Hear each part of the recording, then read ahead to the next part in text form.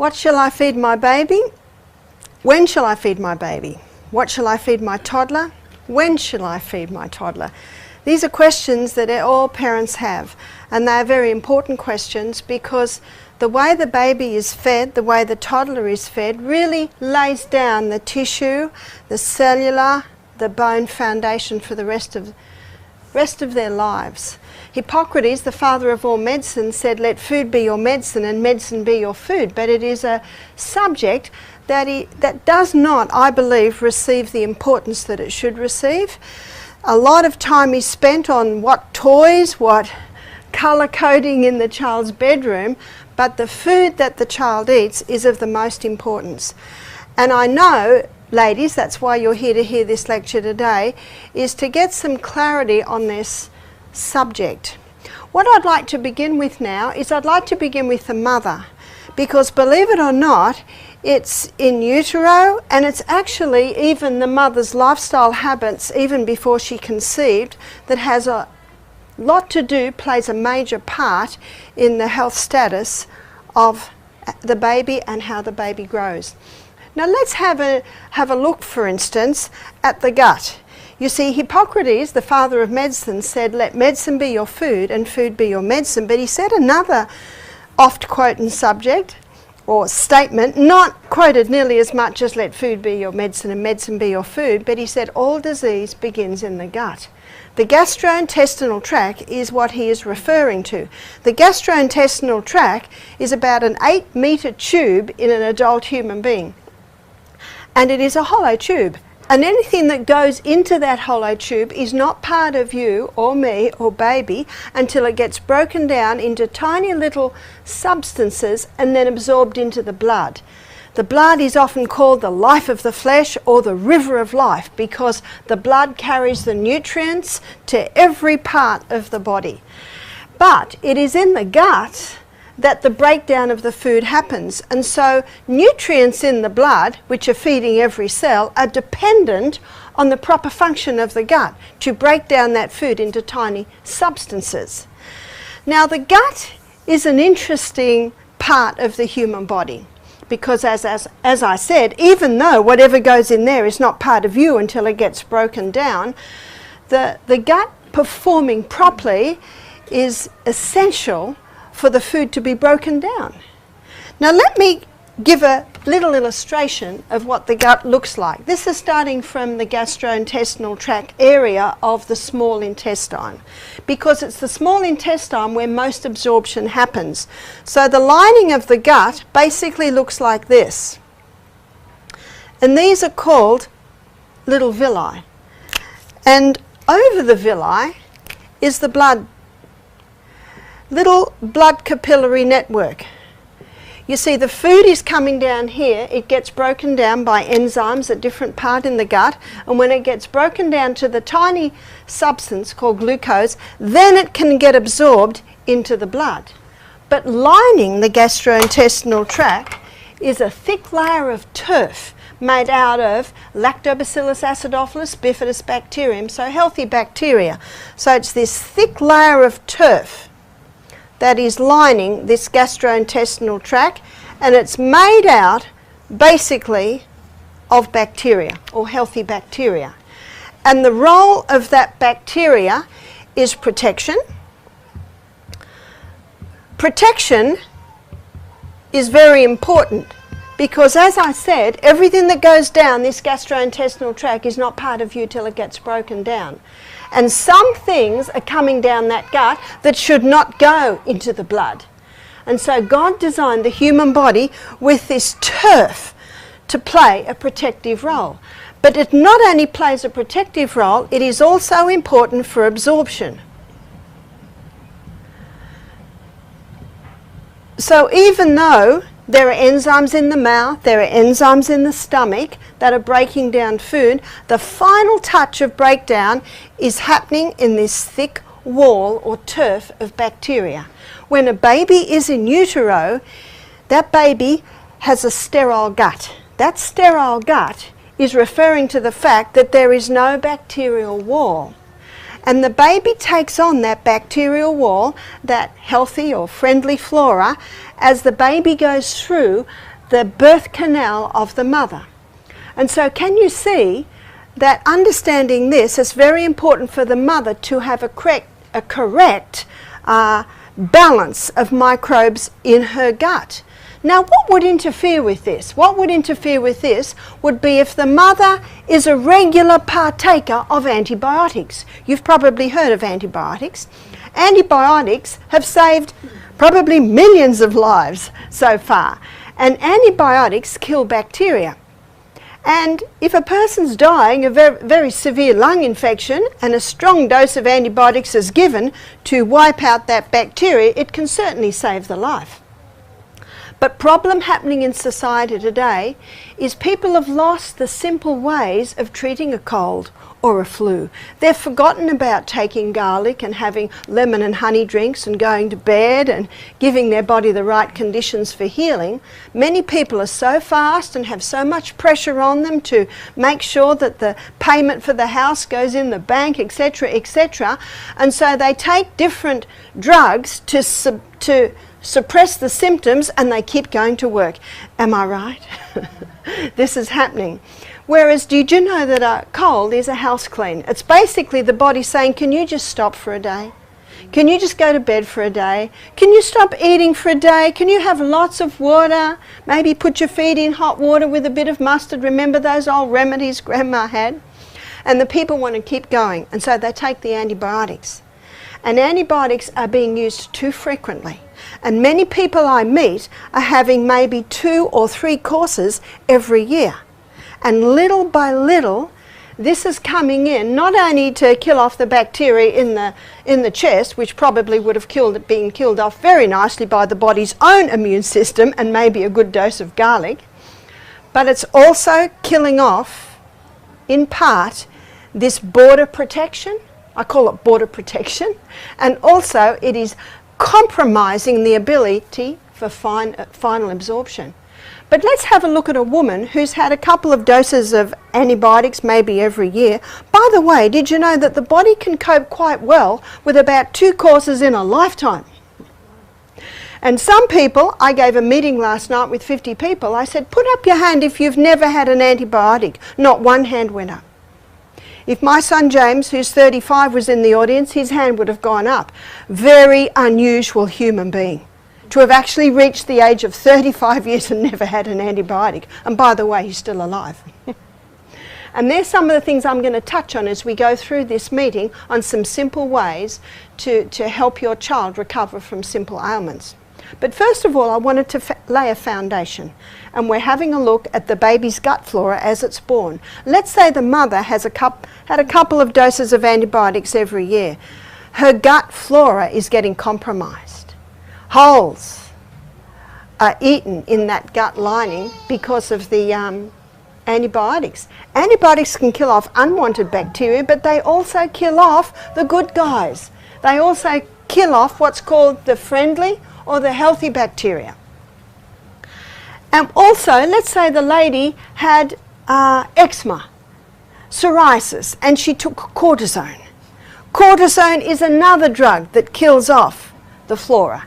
And let's say the woman was on the pill, the contraceptive pill, for 5 years before she gave birth to her baby. That also interferes with gut flora. Can you see what's happening? And when the baby comes through the birth canal, the birth canal's flora is determined by the gut flora. So the baby is born with a compromised gut flora. Can you see where it's all starting? No wonder Hippocrates said all disease begins in the gut.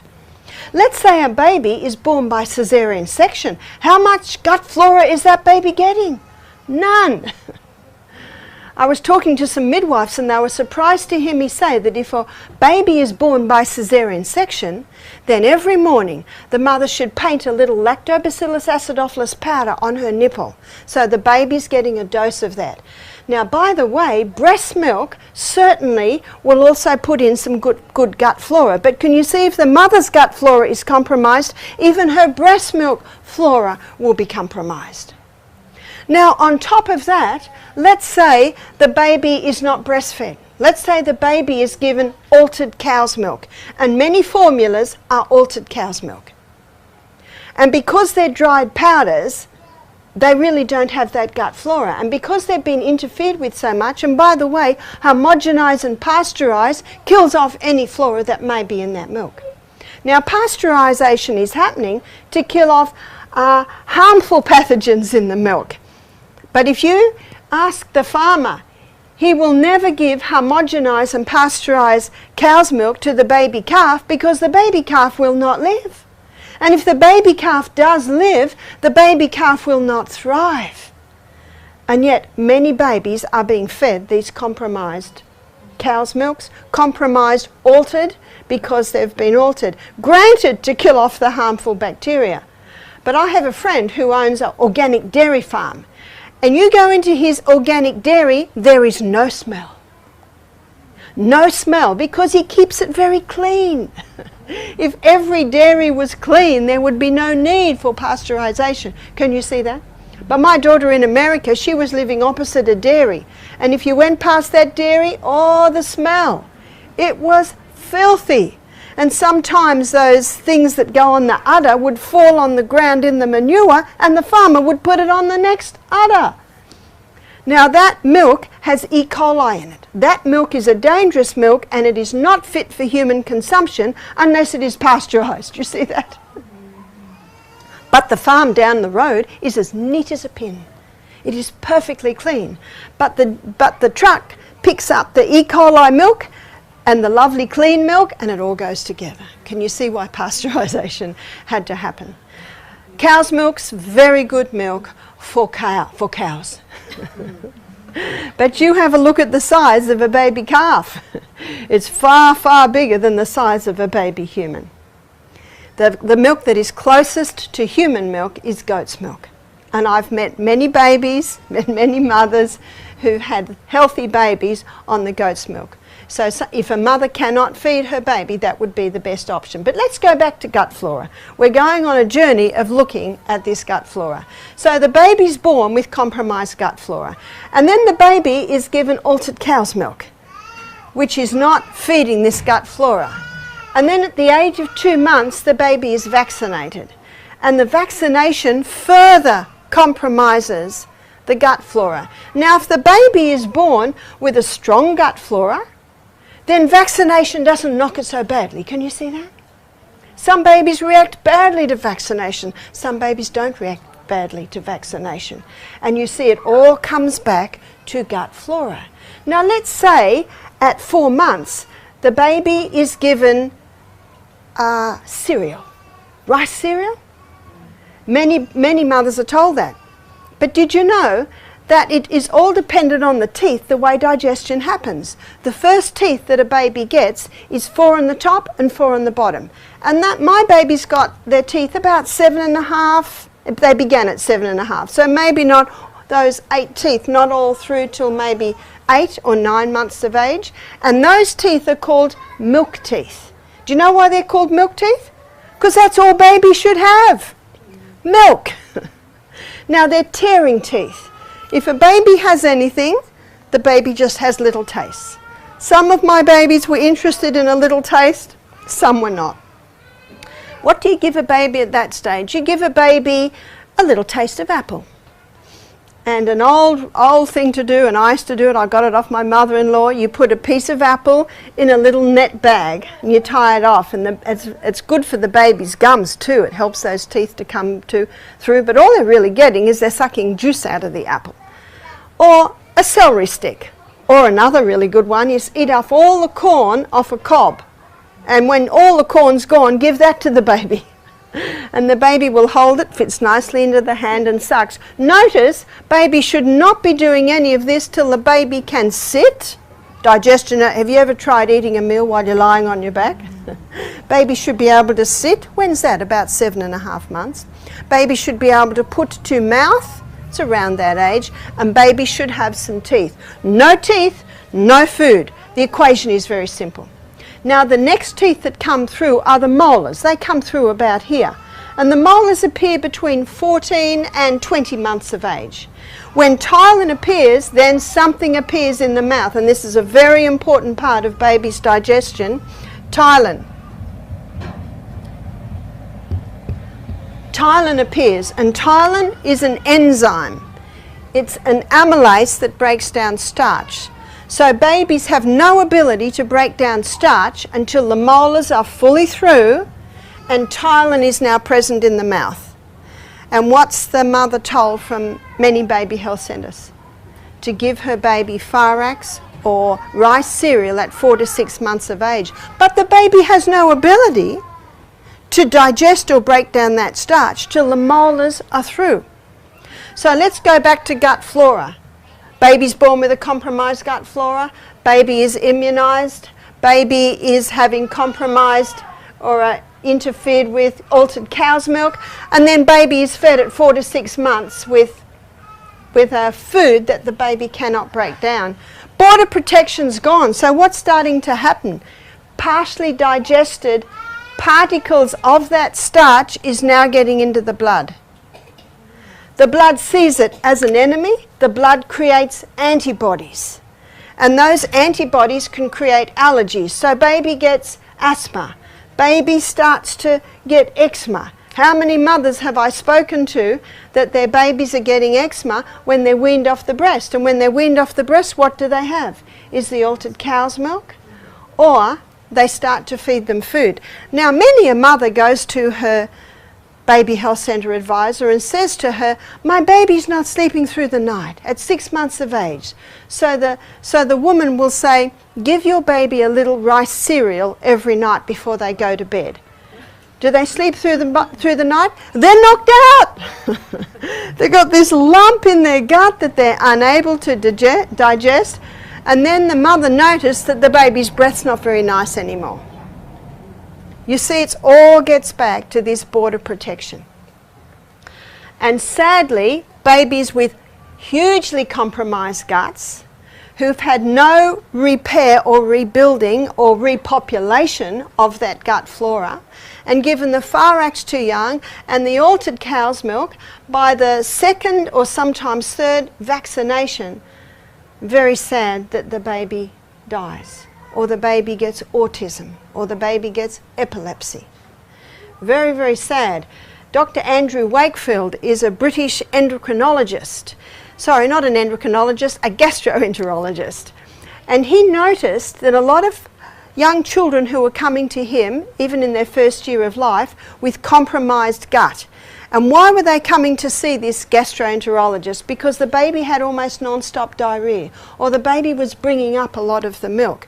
So what he did was he did a biopsy of the Peyer's patches. Now, in our colon, this is your small intestine, and it comes into your colon on your left side of your abdomen, about where your appendix is. And then you've got your ascending colon, your transverse colon, and then your descending colon. Well, in the transverse colon, there's some lymphatic patches called Peyer's patches. And he did a biopsy of these patches, and he found the MMR vaccine in every child. And he was surprised that this MMR vaccine seemed to be contributing to the compromised gut flora, the inability of the gut to digest properly.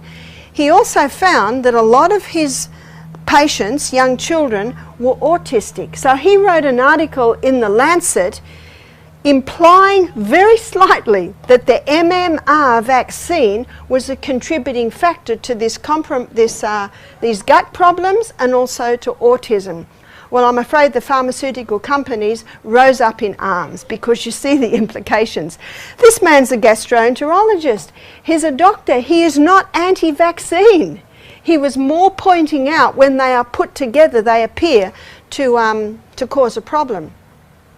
The end result of that is he had to extract his article from the Lancet. he lost all his credentials. Now, it wasn't just Dr. Andrew Wakefield. He had a whole team of pathologists. He's written a book, it's called Callous Disregard, because of the callous disregard of the medical profession, pharmaceutical companies, to just have a look at combining these three together. I need to mention this at this point. My talk is not on vaccination, but I need to show you the link that's coming in, because it is true that many babies are vaccinated and don't get autism and don't get the gut problems. And I would like to suggest that a lot of it has to do with the mother's history of this gut flora, because a nice healthy gut flora, it's designed by God to be able to withstand a little bit of beating. It's your border protection and it's your final absorption. The more people I meet, the more people I help with health, I am more and more convinced that what's happening in our bodies, in our babies, our children's bodies, it's not just one thing. Sometimes when a problem happens, it's the final straw. You've heard about the straw that broke the camel's back. It's just the final straw on a whole lot of little things, starting before even baby's born. And you also, I'm sure, realise the saying, education is power. And many parents at this stage are feeling terrible. Oh, what have I done to my baby? But I've got some good news. There's a verse in the Bible, it's found in Acts 17, verse 30, and it says, God winks at our ignorance. So should we. Because you cannot be held accountable if you thought you were doing the best by your baby and yet you were doing in ignorance.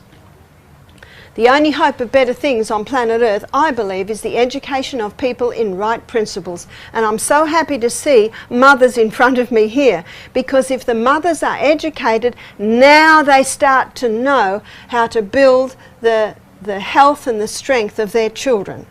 I was talking to a man on the phone only yesterday, and he has terrible gut problems. And where do you think I started? Way back.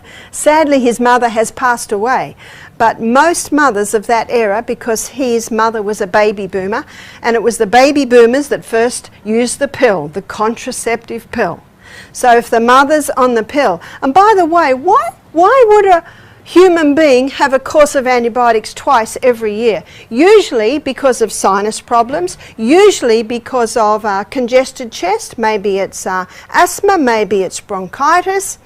They are the common forms.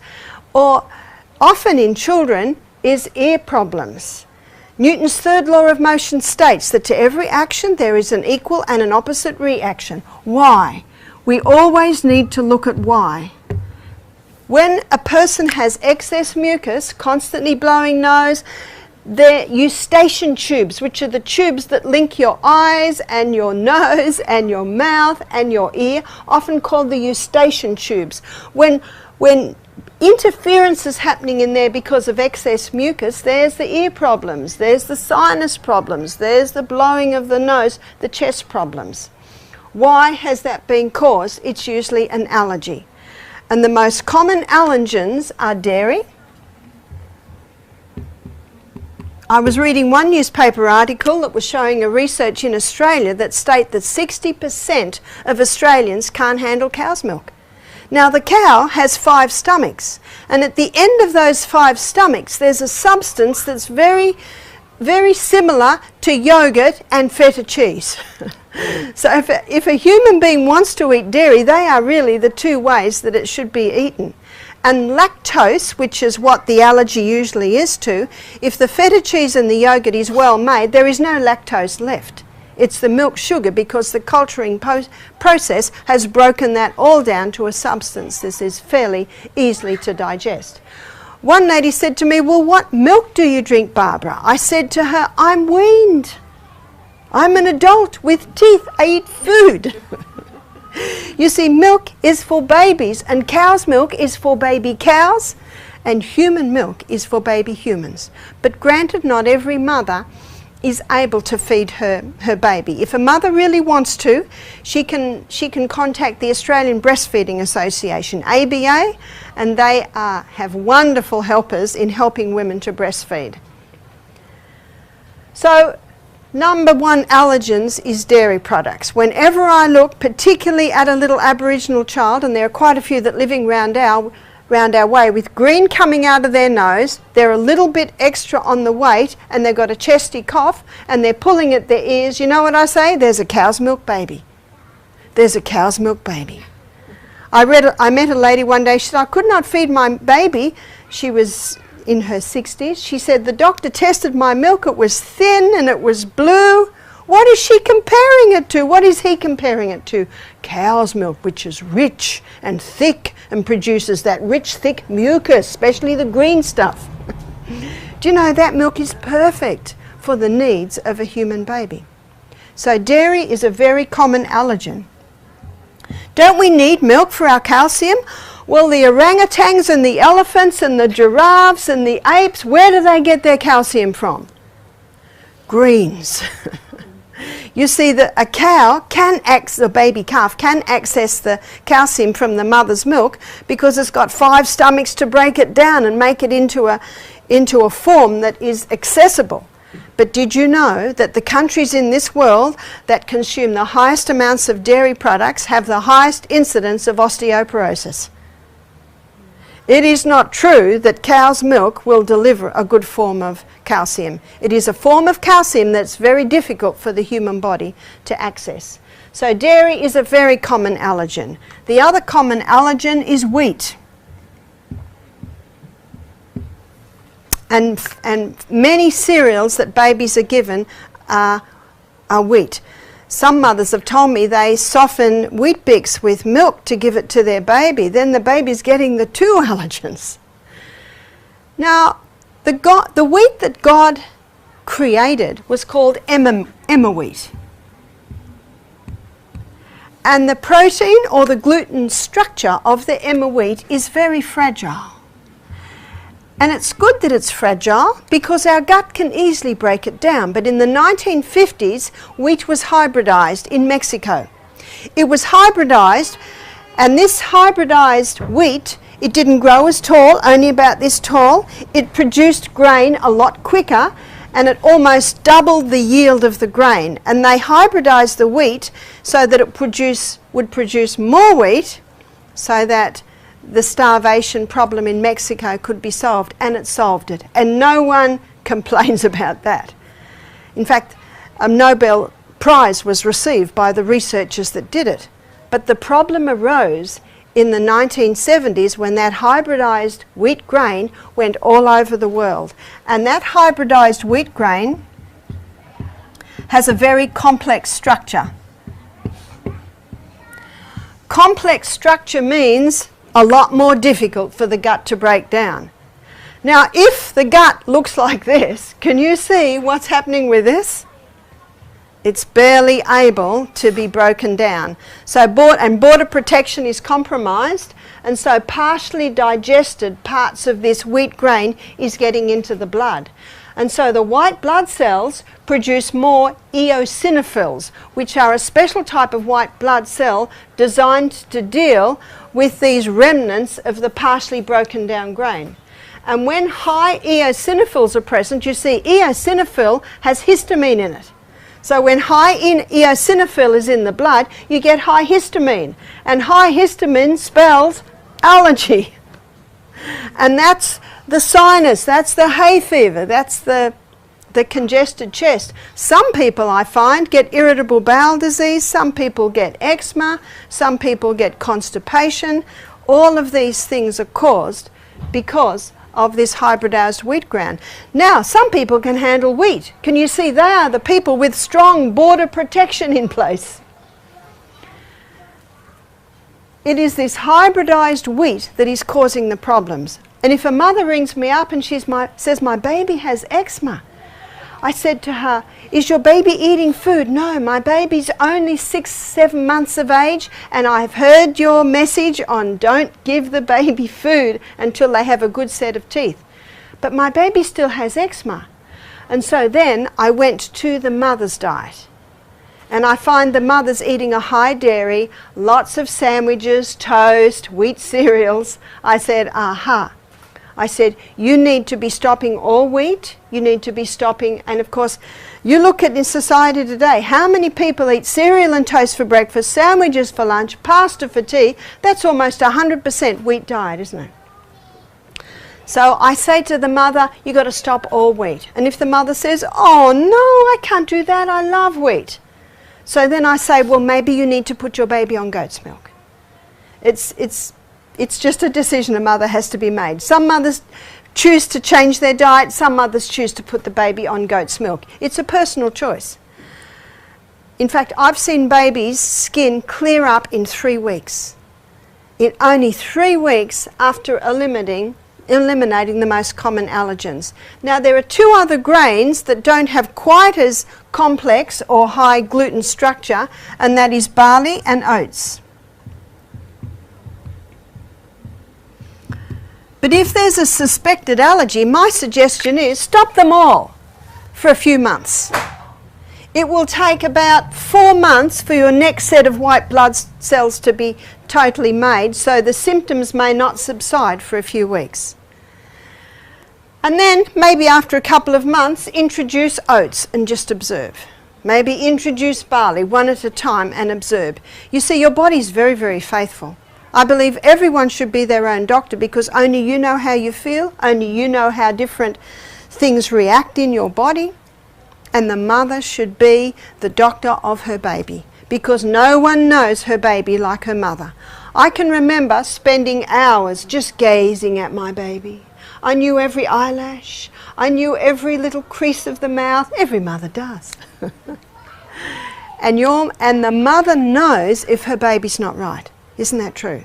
So the mother is the best guide. And so I like to use the process of elimination. Let's try this. Let's try this. Let's try this. And you watch your baby's response to know whether the baby is whether it's working with your baby.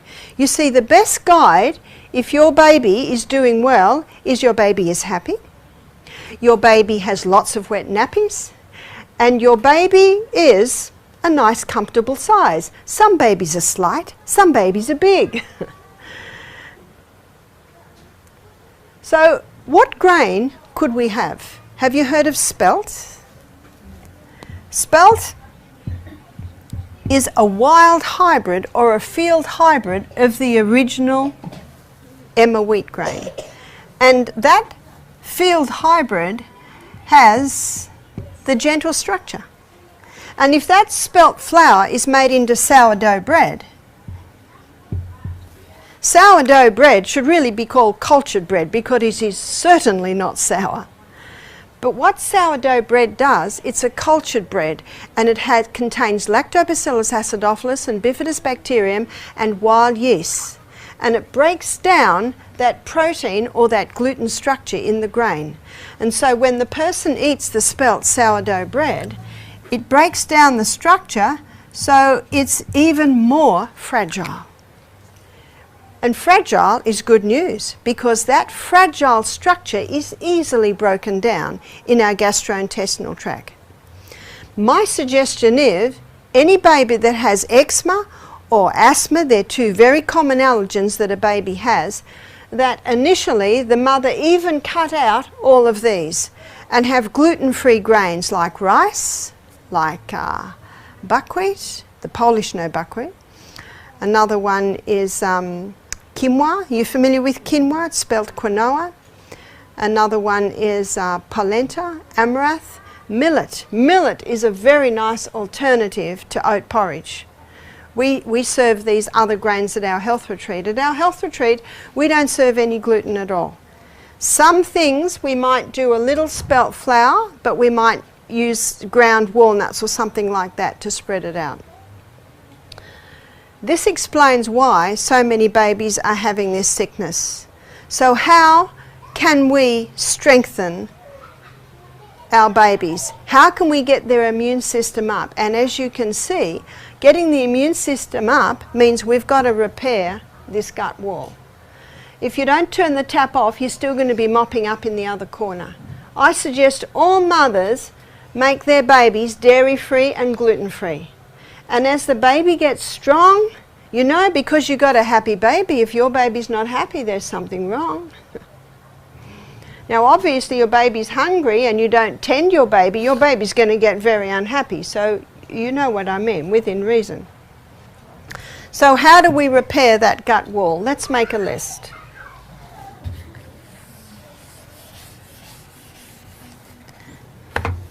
Number 1, eliminate.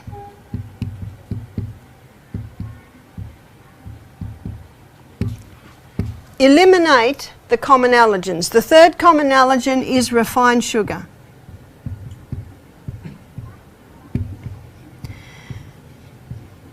When you have compromised gut flora, when your Lactobacillus acidophilus is compromised, then the yeast that lives in the gut can get out of control, namely Candida albicans. There are dozens of different species of Candida. One lady said, I've got Candida in my body. I said, we all have. It's only a problem when it gets out of control, and it gets out of control when your border protection is compromised. And if your yeast is getting out of control, and the mother or the baby or the human being is having large sugar, what's that going to do to Candida yeast? It's going to cause it to multiply. And how quickly does yeast spread rise? Half an hour. So when given the right conditions, it can multiply very quickly. So number 1, we must eliminate the known allergens. Number 2, repopulate. Repopulate with a probiotic substance or a probiotic supplement, and you can get probiotics for babies. Now, if a woman has given birth to a baby with compromised gut flora, the mother needs to get her gut populated too, repopulated with the good guys. Flood the gastrointestinal tract with the good guys, and that'll bring the so-called bad guys back under control. You see, Candida has a place in the gut. It has a place in the way the food is broken down. I liken Candida to water and fire. Good slave, but a bad master. It must be brought back under control. And flooding the gastrointestinal tract with a probiotic, what does the word probiotic mean? It means for life. Now the third is repair. How do we repair? There are 2 herbs that a baby can easily take, even a newborn baby. And these 2 herbs are mucousy in their nature, and so they coat and soothe and heal the gastrointestinal tract. And these 2 herbs contain growth stimulating properties, so they can repair this gut very quickly. One is aloe vera. And I think we're all familiar with aloe vera. Now, the part of the aloe vera plant that you use is the inside clear gel. Just under the skin is a yellow substance, and if you take that, you will go to the toilet big time. It is irritating to the gut. But if you thickly peel the aloe vera and just get the clear white scent or the clear gel center, you can do it in a few ways. If you're giving it to baby, what I would often do is I would put it in my mouth and I would chew it up to a gel, spit it into my fingers, and then just pop it into baby's mouth. Now, not everyone's happy to do that, but you know, traditionally 100 years ago, that was very common to do that. And you're also putting a little bit of your good bacteria back into that baby. Most of your good bacteria is in your gut, but you've got a little bit in your mouth. Or you can just mash it up with a fork, or you can get aloe vera juice. Now, aloe vera juice is a stabilized juice. Just be cautious that it doesn't have sugar in it, and I think you can get it with some juices. Obviously, if it's a new little baby, you just give it little tiny bits, you know, even just a few drops for a very tiny baby. And the other is slippery elm.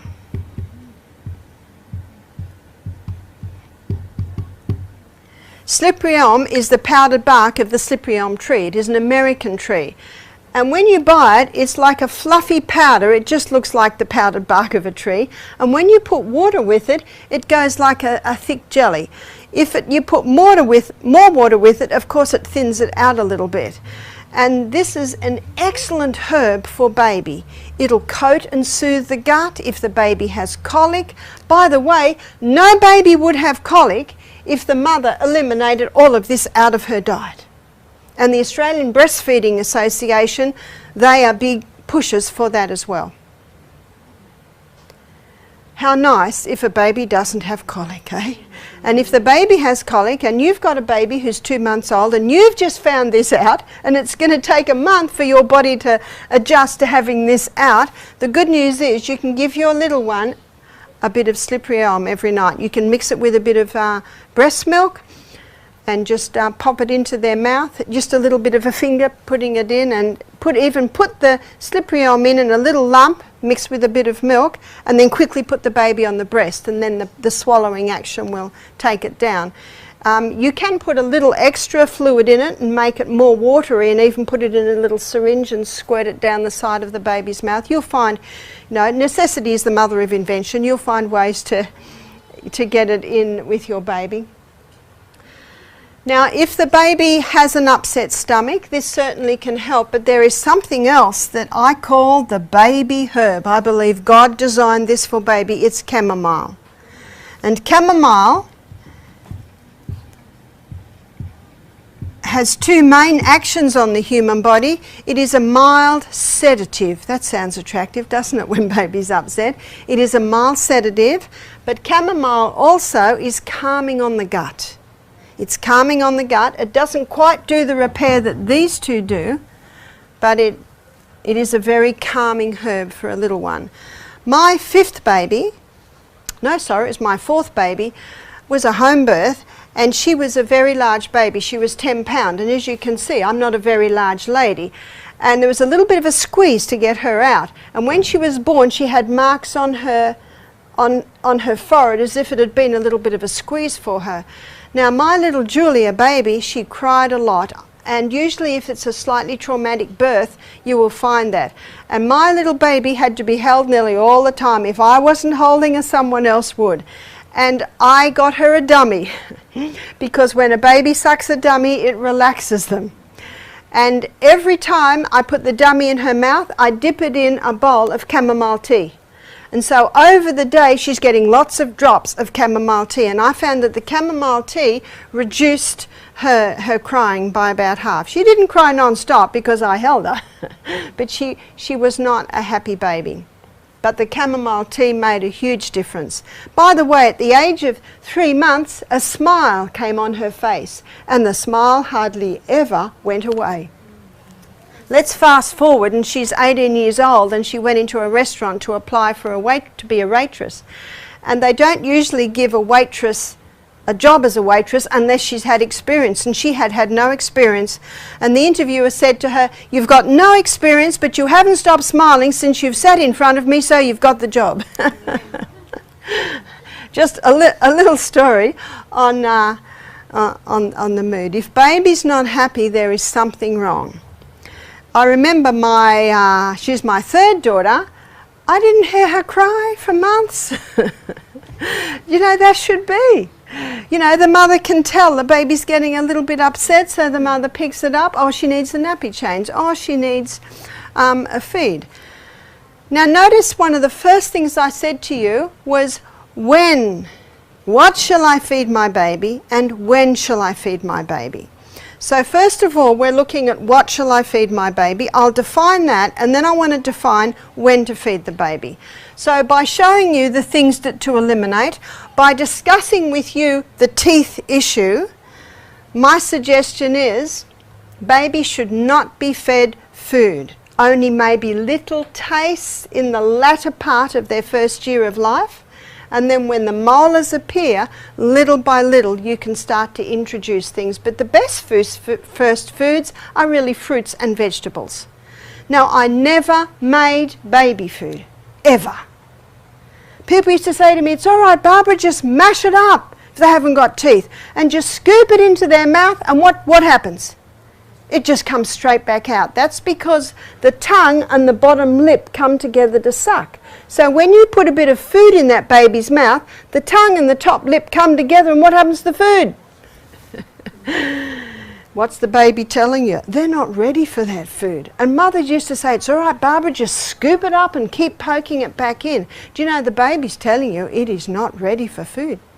A lady rang me up and she said, my baby's 10 months of old, I'm getting so much pressure to feed my baby food, but my baby doesn't want it. I said, listen to the baby. Now, if the baby is very hungry and you don't give the baby milk, certainly it'll take anything you give it. But when a mother is introducing food, she should never give the baby food unless the baby has a tummy full of milk. The milk is the best. The baby has a tummy full of milk, and if they're interested in a little bit, maybe give them a little bit of a taste. When the molars appear, you can start giving a little bit more. Now, when I gave my babies vegetables, I would put them in the high chair. Remember, they can sit, they can do it themselves. I would give them a half-steamed carrot stick. I would give them a slightly steamed broccoli head, a slightly steamed maybe cauliflower head, and let them see the colour. Let them feel the texture. Because if baby receives mush, they don't ever develop a taste for the different colours, the different textures and the different foods. And the first foods I always gave my baby were raw foods. They would suck on a carrot, they would suck on a celery stick, they would have a little bit of apple in that net cloth. Apparently you can even buy little net cloths. Some people just cut off the end of a pantyhose and stick it in there and do it like that way. But you may have heard of that some way. But my son James, who's 35 today, he did not eat any food till he was 16 months of age. He was not interested. Just not interested. What's baby saying? I don't need it. He was a good size. He was a bright, happy little boy. Why do they need it? At 16 months of age, he began to get a little bit of interest. My son James is built like this today. He's a bit of a bodybuilder, just part-time. His biceps are about the size of my thighs. He's a project manager. He has his own business. So obviously, this boy, who ate no food till he was 16 months old, has a strong body, all his own teeth, and he's a smart guy, he's a master builder. In other words, it's giving all the nourishment needed for a healthy body and a healthy brain. I was so concerned when I read an article in a paper by a paediatrician who said if you feed your baby at a younger age, they will be smarter. There is no research to prove that. And feeding babies food has only been done really in about the last 100 years. Before then, babies never had food.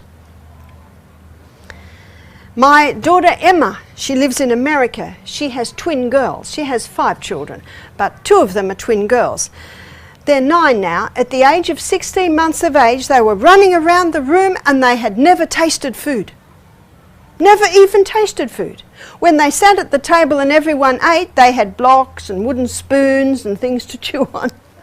And they thought they were doing what we were doing. Once your baby's tasted food, they're going to want more.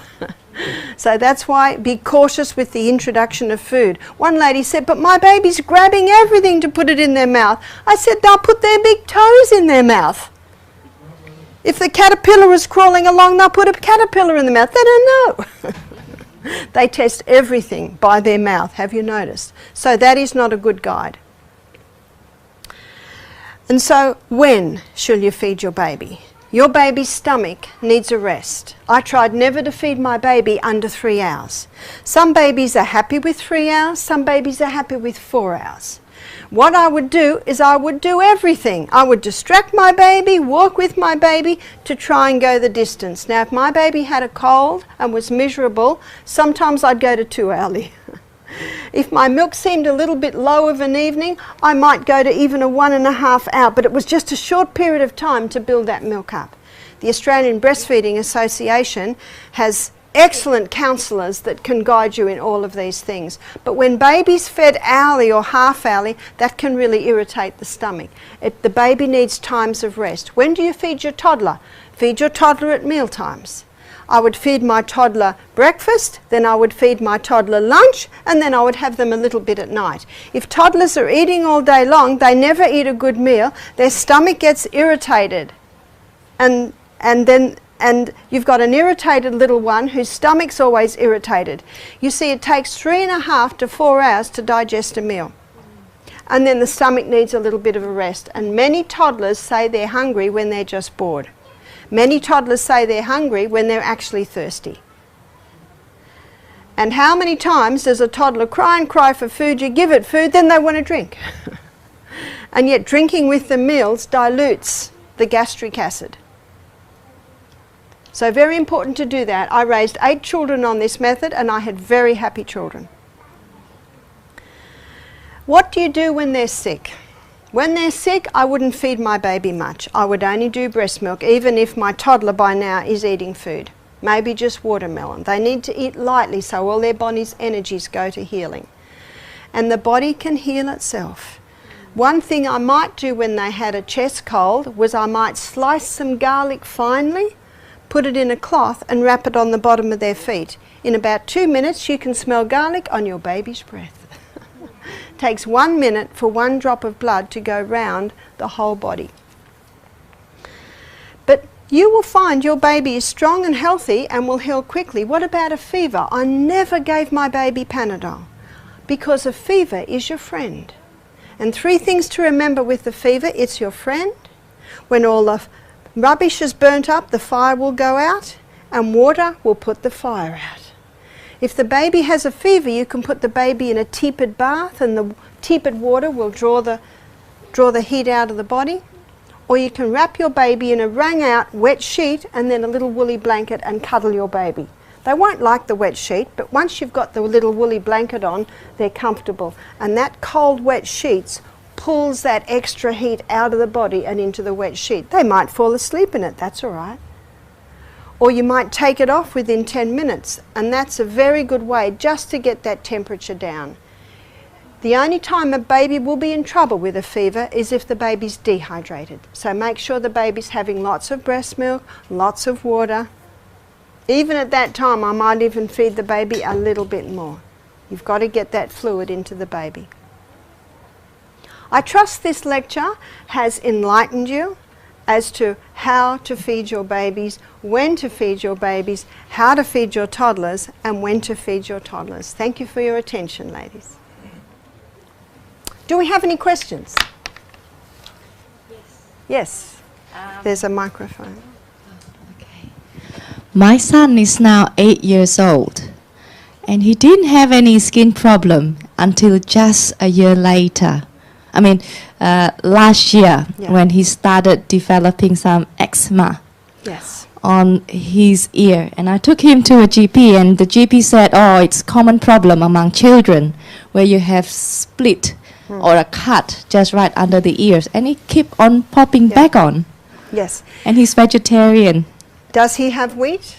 I think he does. Yes, yeah. So notice what the GP said. It is a common problem. We've forgotten what normal is. Normal is there is no rash on the baby at all. So if a little, well, this is not a baby, this is an 8-year-old, I would stop the wheat, stop the barley, stop the oats, stop the refined sugar, and stop the dairy. In fact, I could have an answering service on my phone. Stop the wheat, all gluten, dairy and sugar. Next. It sounds so simple. What do we do with the cut? Just leave it? What do you do with the cut? You could bathe it with salt water, but he won't like it. And you could put just a little bit of aloe vera on it. But anything that happens in the skin is an indication of something that's happened on the inside. You heal the body from the inside, the skin will all clear up. So it will automatically clear, and it'll clear from the inside out. Don't be surprised that you might need to wait 3 or 4 weeks before it's totally healed. But keep going. Will you keep him off that? Well, maybe 6 months later you might try a little.